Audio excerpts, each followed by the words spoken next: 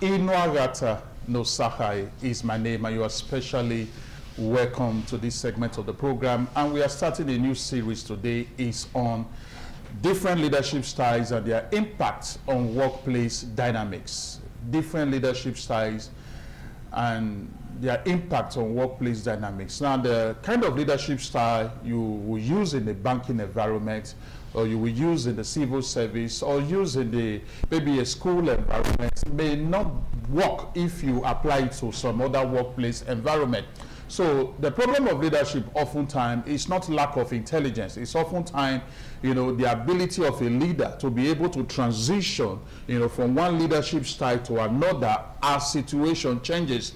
One pattern of leadership, one model of leadership, one style or approach of leadership is not an all-fit-all style or all-fit-all approach. You should be smart enough to know as a leader that I should be able to, at this time around, based on this present situation, I should be able to change my leadership approach. And this morning, I'm going to be introducing the different leadership styles, that we have, that experts have put together. And then as we progress into the series, we will be using case scenario, model or template to study them and make them very practical.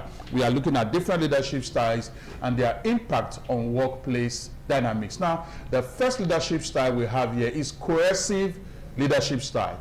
Now, the coercive leadership style is the command leadership style that says, do as I do or do what I say.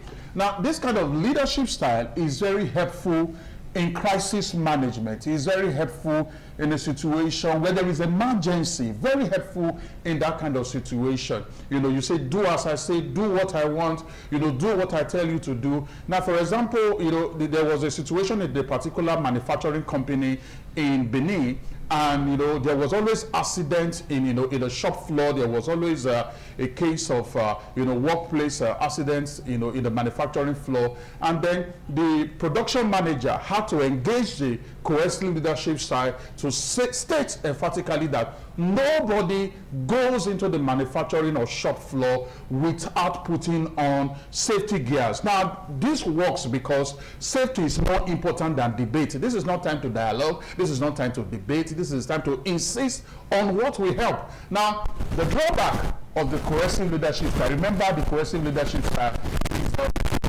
leadership style. It is the leadership style that says, do what I say, do what I tell you. The drawback is that if it is overused, it is going to demoralize team members very well. It's going to demoralize team members because they will see you as overbearing, they will see you as micromanaging them, and some good hands may just decide to leave your team because they see you as too authoritarian, too overbearing. Remember, the coercive style is do as I say, and you should know when to press the brake pedal on the coercive leadership style, the command leadership style. This is very, very important. The second leadership style we are looking at this month is authoritative leadership style. Authoritative is not authoritarian.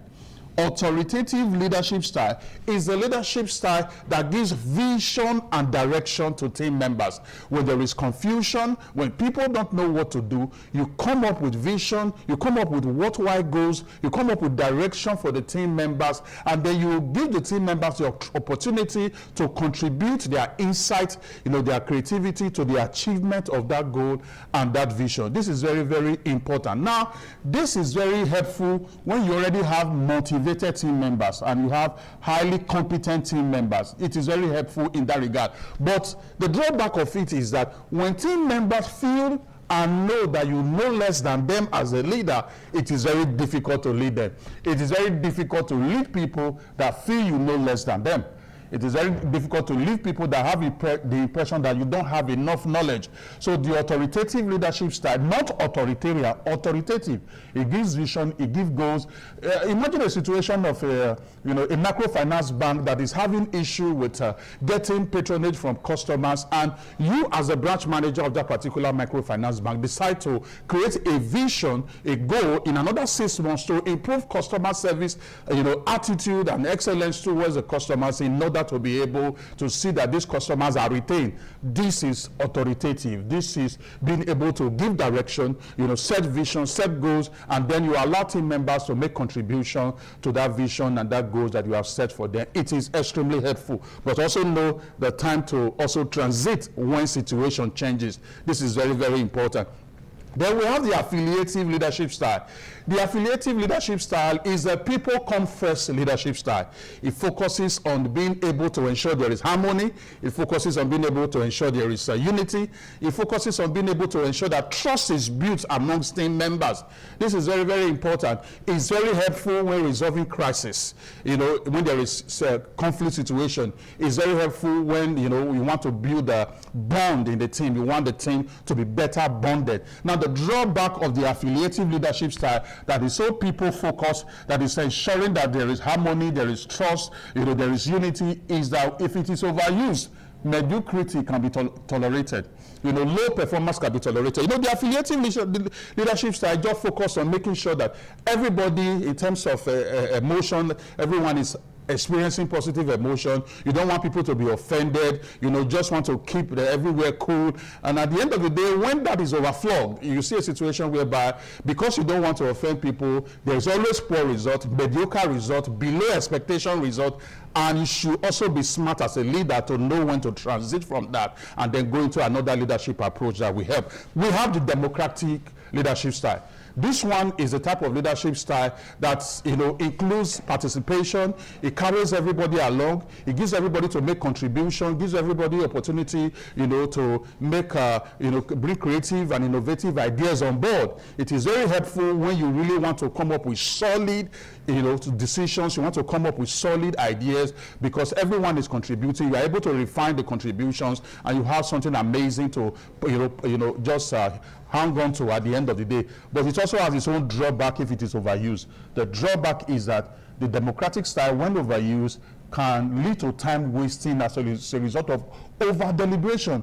People just keep deliberating, people keep discussing, we are trying to iron out issues, and when there are need to make a decision under emergency situation, time can be wasted, and that is a drawback.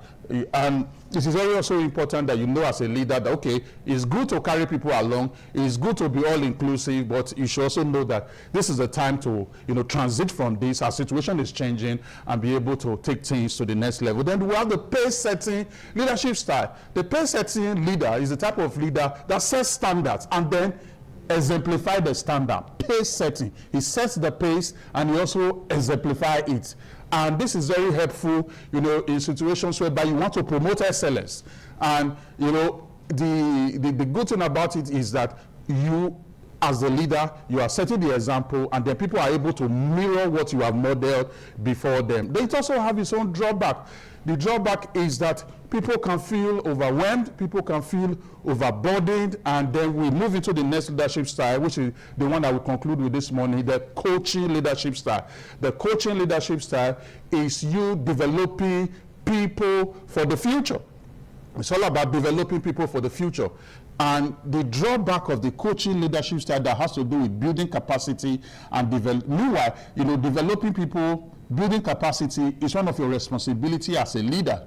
But the drawback is this: people who are not willing to learn are very difficult to coach. They are very difficult to develop. They are very difficult, it's very difficult to build their expertise. So it works very well in situations whereby people already know that they have lapses, they have weaknesses, and they are very willing to be open to learning. And so the coaching leadership style, is very helpful in that regard. Now, the essence of this series we are beginning today is that you should understand that it is not one leadership style that you need to be using in all situations. Be able to transit, know when to transit. That's what is important. Know when to transit from a particular leadership style to another leadership style. As a way of summary, the leadership style we have looked at today, which we call different leadership styles and their impact on workplace dynamics, is the cohesive leadership style, the authoritative leadership style. Remember, authoritative is not authoritarian.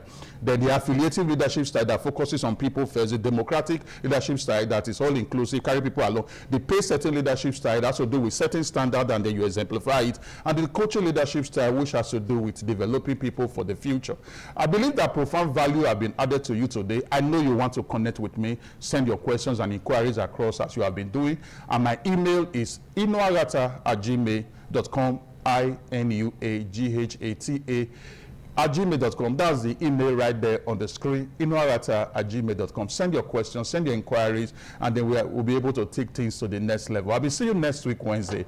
And when I return, I will remain the amiable Inuaghata No Sahai. Your day is so blessed. Thank you.